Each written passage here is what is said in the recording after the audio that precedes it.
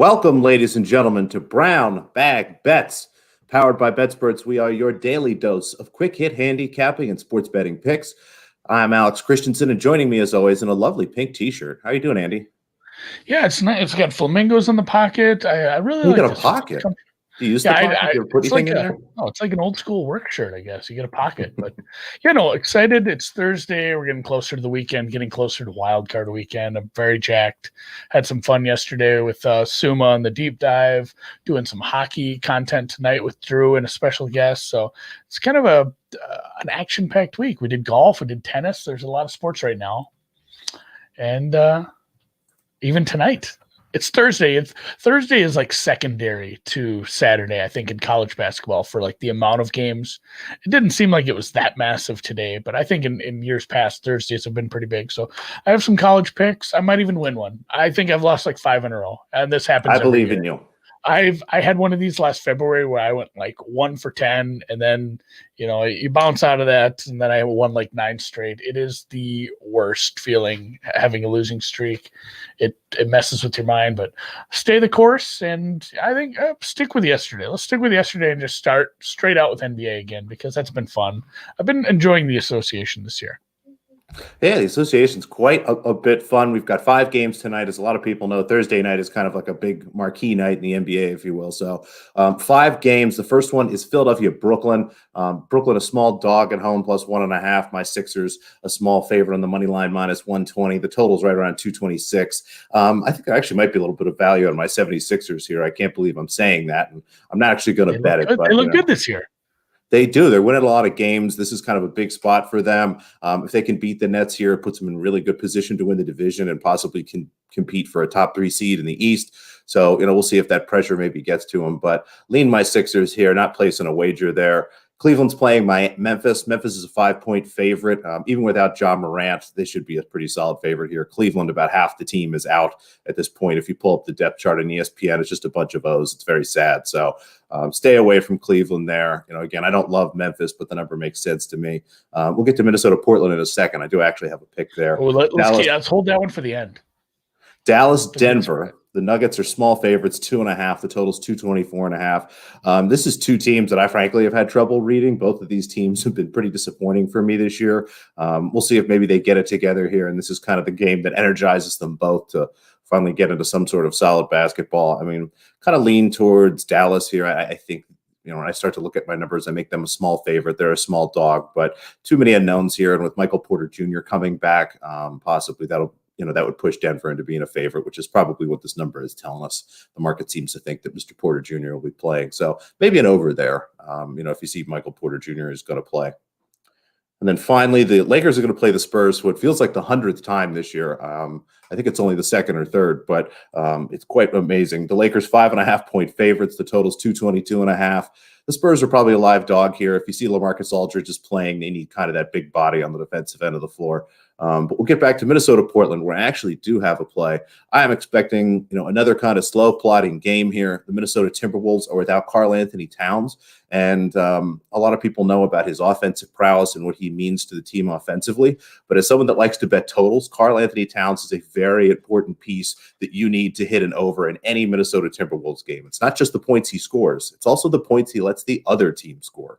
He is terrible on defense, and someone that is one of the few players that when he's out, not only affects the spread, but you'll see the total drop fairly precipitously when he comes out. So as I start to look at this game, he is out here. So I think we're going to see, again, a pretty slow pace here from Minnesota. They've been defensively, again, a little better with him out. Portland has been one of the slower teams in the league this year, so I think it'll be kind of a slow game here. I think the matchup kind of dictates that pace, and as I start to look at this, I make the total right about 226. So happy to grab under 233.5. It's starting to tick down just a little bit. I'd play this down to 232. Trying to play a little bigger edges here at the beginning of the year. But like the under here, I think the style of play is going to line up that way. I think the way the play, who's actually playing tonight is going to drive that result. And my numbers agree. So what the heck? Let's do it. How about another under in the association, Andy? Why do you think your stuff is leaning so much towards unders this year? And I've been trying to figure that. It hasn't gone bad, but yeah. I don't know. I think a lot of it, I've been trying to figure it out. I mean, it really seems like my model has the paces a little bit slower. To get up to some of the numbers that I'm seeing in the market, I really have to tick my pace up a little bit. So it could just be something that I'm looking at different from that.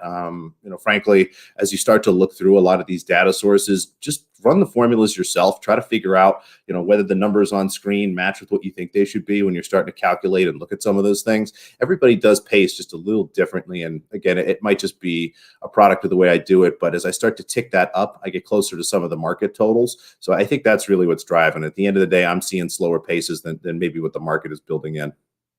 Gotcha. All right, so Portland, Minnesota under 2. How low would you go with that? 223? 232. 232? 223 would be a lot lower. That's more of a middle. We're not going to play under 223. We'll go not over playing that. Actually. More college basketball. I'm returning more. I'm a glutton for punishment. I'm fine. Whatever. I don't know if I've lost this many games in a row in a few years, but I definitely did last year. Last February, I'm going to go back and check and remind myself of that slump, because I remember just watching games and being so sad, and it sucks. It sucks. I've had it happen in every sport. I've had some really bad golf tournaments. That's depressing, because it's not like there's golf the next day to get your money back or get back on the horse. You got to wait 3 days for golf to start again. But anyway, tonight, a couple spots for me, the Eastern Kentucky Colonials, or I think it might be pronounced Colonels. It's a stupid word, and I hate how they spell that. But the Colonels, this is a good team. They're fast. They're fast-paced. They actually give up a fast pace, too. These are high-scoring games. They're actually kind of fun. This might be a game I actually watch because of their pace. And just the way I have Jacksonville State ranked, I make this more like 5 or 6. So this is a must-play. I actually found a 3 somewhere this morning, which was really silly to me. So Eastern Kentucky, every game I'm playing today, there's no afternoon games for me, so I don't have a big-ass wait time between games today. This is a 7 p.m. Central, 8 o'clock Eastern. I think the other 2 games will be late ones, as well, as they're at least Central is maybe further east. The other one, Eastern Illinois, this number is getting beat up. There's some 4s in the markets if my screen is right. I don't know if the Murray State thing has to do with just the fact that they do have some name recognition, that Ja Morant does not play there anymore. He has moved on. This team is still a good team. It's still a good team in their conference, but I don't know if they're just getting a little too much market recognition there. So 4 was a bit much for me. I have this closer to Eastern Illinois +1, +1.5. Happy to get over a possession with that, certainly. And look, at somebody else in the chat already likes Eastern Illinois. Yeah, I know it is pronounced Colonels. I eat KFC plenty, so. And yeah, that's the other thing. Somebody else in the chat said, I'm beating the closing line. These are moving my way and then just getting stopped. Campbell moved a couple points and they were down 30-7. It was it's no fun to watch. But last one before the CLV, folks. Stuff. Yeah, CLV. My bank isn't taking it, so the wife had to pay the mortgage this month. Another 7:30 or 8:30 Eastern game, Montana State. This is another one. Just number play, model play. They're finally getting into Big Sky play? I'm trying to think of the either way, they haven't played any conference games yet. Not due to themselves having COVID. I believe it was another team that they were supposed to open up against had some COVID stuff, so they have not played any games. They played most recently on New Year's Day against Montana Western, which is a whatever you want, a D2 school. So I don't really put a big rest factor into a lot of this stuff, but if I did, they've had 6 days off. Before that, they hadn't played before Christmas. So all they've really had is playing a tune-up game against a lower level team that you beat by 30, whereas their opponent, Northern Colorado, just had to play 2 games at Montana, I believe it was at Montana, which is another tough team. So I'm fine with this at +4, another one that I make closer to +1.5, and I'm getting over possession. So knock on wood if you're with me. We're going to get some basketball to go my way today. I'm going to be very happy about it. And hopefully, and then it'll be nice because Saturday, hopefully we're starting to get to the spot where I have a bunch of plays again. There's nothing more I love than having 9 plays on a Saturday, especially when it's going to be a Saturday where I'm going to have to be watching football all day and doing some halftime shows. So I won't even be able to keep track of it as much. So yeah, there's some other people I follow and talk basketball with do do like Eastern Illinois, and a couple of them like Eastern Kentucky too. So it's always nice to see some other people that are tracking this and modeling this agreeing with me as well. And that's the chat loves it. Right today. The chat loves Montana State. Let's do it. Suck it, Northern Colorado. I think they're the Bobcats. Hit me if I'm wrong again. I'm going to go with Bobcats. That's Northern Colorado Bears. Everybody. You can see, folks, knowing the mascot is not an important part of handicapping. It is super. No. I was close on all of them. Eastern Kentucky Colonels for sure. Eastern Illinois. That's a tough one. Either way, tennis. We're still going. This is fun because like some of these plays you're making, you're making them at 11:30 in the morning. Some of them are happening in the middle of the night. There's always some of these that trickle into the morning though. Like some of these matches are happening, eight in the morning my time. Yeah, like I think one of your plays from yesterday is going on right now, and she's not doing great, but she's putting up a solid fight against Queen Alina there. So yeah, unfortunately, our plus 200 dog is down a set and a break, which is not good, folks. When you're down a break, it means you've got a lot of catching up to do. So she's got some work to do here, but at plus 200, I think she put up a pretty good fight. What I will say is if you wanted to go back and maybe learn a little bit about tennis and look at some of the stats, I think this match is a lot about break points. So, as you're going back and forth, one of the big things and kind of one of the big ways matches change is whether or not players take their opportunities to break and win a game on the other player's serve. And Jessica Pegula had a handful of those points today, hasn't really been able to convert them. And Alina Svitolina has converted, I believe, the only 2 that she's had today. Your total got home, though. That's true. Total. We got a couple money lines, so we're doing okay today. But yeah, I mean, this really comes down to, again, break points. Pegula 0 for 4, Svitolina 2 for 3, and it's those big points. That's really kind of what drives some of this stuff. So our dog has had her chances, and we'll see. I mean, it's the WTA. Anything is possible here. I'm not There's saying a lot of dog. It's like there's some tennis left. It's like hockey. There's a lot of dog betting, especially on the women's side. You can make a lot of good money, identifying some good spots for these women tennis players who are in the, even money to like plus 175 range. They win all the time. These matches get wild. So anyway, tennis for today. You got anything? Yeah. We're still in yesterday's tennis. Tomorrow morning, I guess. But tomorrow morning, technically. That's right. 2 picks. We've got a woman, Bernarda Pera, is going to be playing Sarah Sorobas Tormo. And this is a match particularly where I think the price should be basically minus 110 each way. As I start to look at some of the numbers here, Tormo did have a nice hard court season towards the end of last year. But one of the big things you want to look at when you're handicapping tennis, almost similar to what you do in college basketball, is look at the quality of competition faced. There's a lot of ways to do that. One of the easiest ways I like to look at, what is the average rank of the player played in the matches that I'm looking at. And, for Tormo, she averages someone, right about 100. So you're looking at someone kind of on the fringe of main tour events, someone that's in a lot of qualifiers, not necessarily a top level player. Where Pera's used to playing somebody with an average rank of 47. So you're talking about really competitive players, a top 50 level of talent. So I think maybe that there is some mispricing happening there just based off maybe people not balancing those things correctly. So I like the dog here at plus 150. Again, I'm getting somebody that I would make, probably minus 110 here. So a pretty solid edge for me.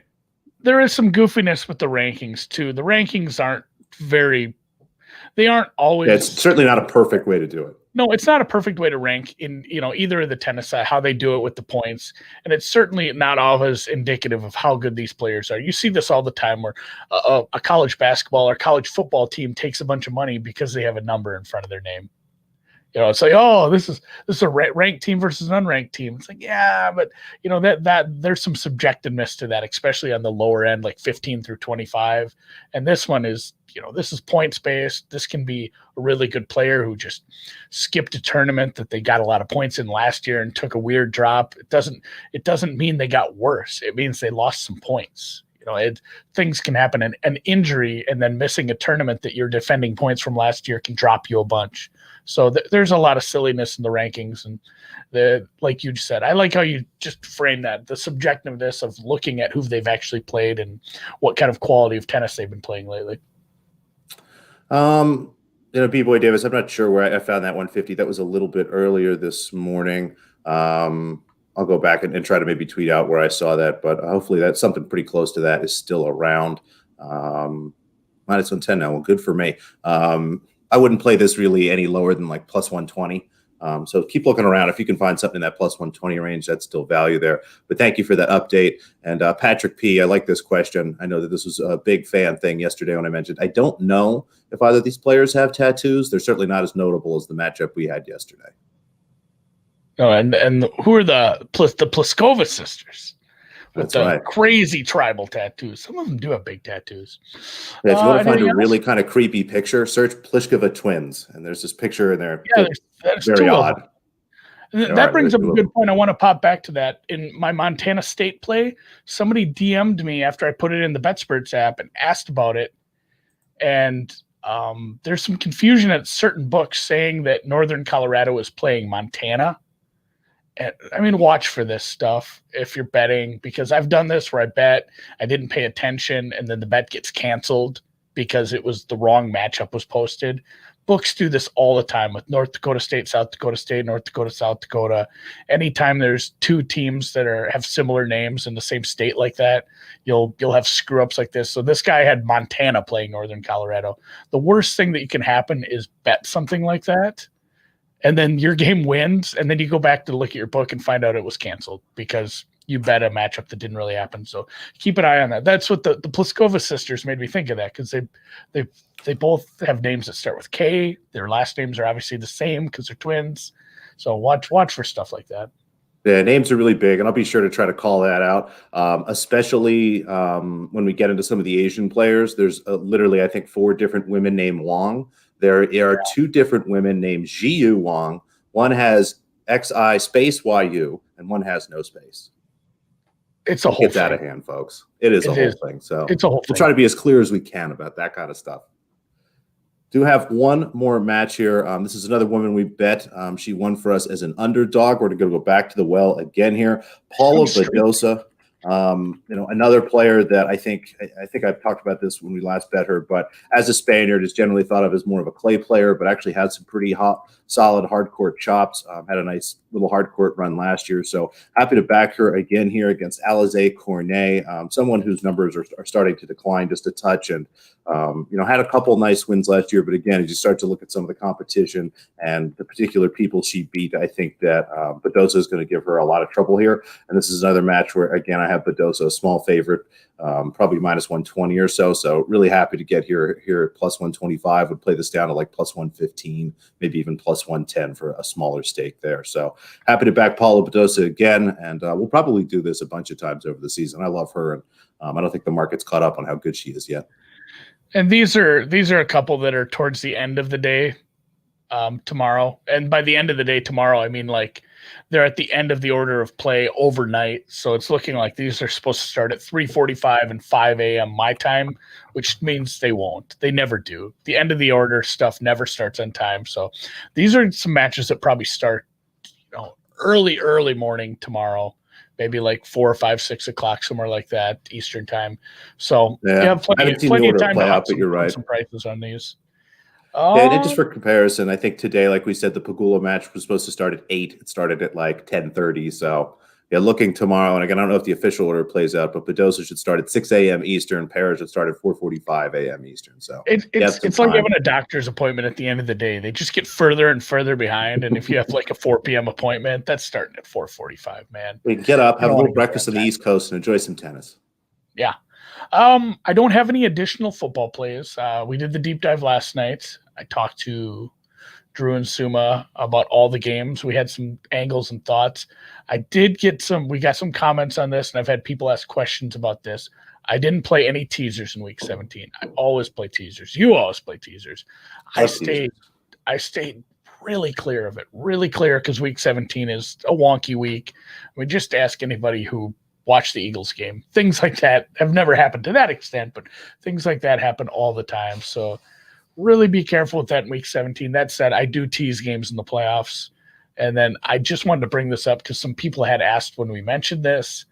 Open teasers, this is something to look for in your book, because essentially I really, really like Tampa Bay, even as a road favorite in this teaser spot. Just the matchup, the metrics, looking at some charts on Washington's season, like it probably should be a bigger number, and I might even end up betting Tampa Bay. But the fact that it's sitting at 8.5, that you can get across the 7, 6, 4, 3, all that, get this down to 2.5 with a 6-point teaser is lovely. That said, there's just nowhere to put it. I mean, if you're fine doing a non-math teaser, blessings. Just remember, if you're teasing Buffalo to 0, you don't get much of a push probability because games do not often tie in the playoffs. But like New Orleans, not a terrible leg. You get across the 7, but you don't get to the 3. New Orleans is at home against likely the second worst team in the NFC. For me, I'm not going to be teasing Pittsburgh. I'm not going to be teasing Buffalo, New Orleans, not for any real stakes. I might just do a fun big one, but open. Check into that with your books. If you have multiple outs, double check into something like that. That's basically, I want to place a teaser, but I don't know what the second leg is yet. A lot of them will allow you to leave one open. That's what I'm going to be doing. So I guess I am making a play right now. I don't even have a banner for it. I'm playing Tampa Bay in an open teaser. I will go Tampa Bay minus 2.5 open. So I have 4 games next week, 2 games the week after that, and the Super Bowl. And Christ's sakes, if I can't find anything like that, it'll sit open till next spring or next fall, I guess, or this fall. So you can leave those open. Double check, let me know if your books allow that, because that's a super useful tool for something like this. Often, too many times I see somebody finding a teaser leg or a really good parlay leg, and then they, you have the conversation that say, well, I got to find a partner for this. Like that's not how you should be doing this sort of thing. You should be not hunting for something to bet. You should look at it and say, is this worth betting? When you have to go look for that second leg, that's usually where you get yourself into some trouble. Like, I'm forcing this play. And then it doesn't matter how good the first leg was. If the second leg loses, you're SOL. And then, I don't know, maybe we'll hit on this tomorrow. Yeah, the answer is no. And we'll talk about it more in depth tomorrow. Yeah, the answer is no. The answer is very much no. But we'll get in that. I mean, it's tricky. It's tricky trying to get that to work at all. But we'll get into that a bit tomorrow. And you know what? I got a bunch of DMs. Lately. It's been great. I've been trying to keep up with them all, get them to the list. Thank you to everyone in Colorado, everyone in New Jersey, everyone in Delaware. I had a Delawarean. I'm not sure if that's a word. Some Philadelphians, some New Yorkers. Pennsylvanians. It's not Pennsylvania anymore, but we still have this offer. It's still good through the Super Bowl WinBet. We have the links. I'll have them in the description of the YouTube channel shortly. If you get your $500 risk-free bet. I've seen some pretty good. You have to send the screenshot to get the free hoodie. So I've seen some pretty good bets in my DMs, and of course you can get your free hoodie. All you have to do is register. That is snappy. 25. And then just shoot me a DM over at the Deep Dive Pod, which is, I get fewer DMs over there, so they're easier to find at Deep Dive Pod or at BetSpurt. So again, we thank you for anybody who do that. And then, yes, I had one last question before we close off here. Hockey show tonight. We will be doing a hockey podcast. And then hopefully here on Brown Bag Bets, we will be able to get some hockey guests in here as the season goes and talk some hockey plays, hockey picks, hockey thoughts. The ice. So, again, thanks to anyone who signed up for WinBet. If you have any friends, get them to sign up, because even if they don't want a sweatshirt from some podcast they've never heard of, it's still a pretty decent offer. Because I've a big part of my job right now, $500. Part of my job right now is actually looking at some of these offers from other books, and it's a lot better than you're getting at. I won't mention names, but the fact that it's a $500 free bet with a one-time rollover is a lot better than some other things. So, yeah, you rarely see that big of a free bet, and like you said, the rollover requirements are usually a little more. So, great opportunity for anybody who again has access to that on a regular basis, or even once. Yes. So, and like I said, we'll catch you tomorrow, Alex. Have a great day. Friday. See you then.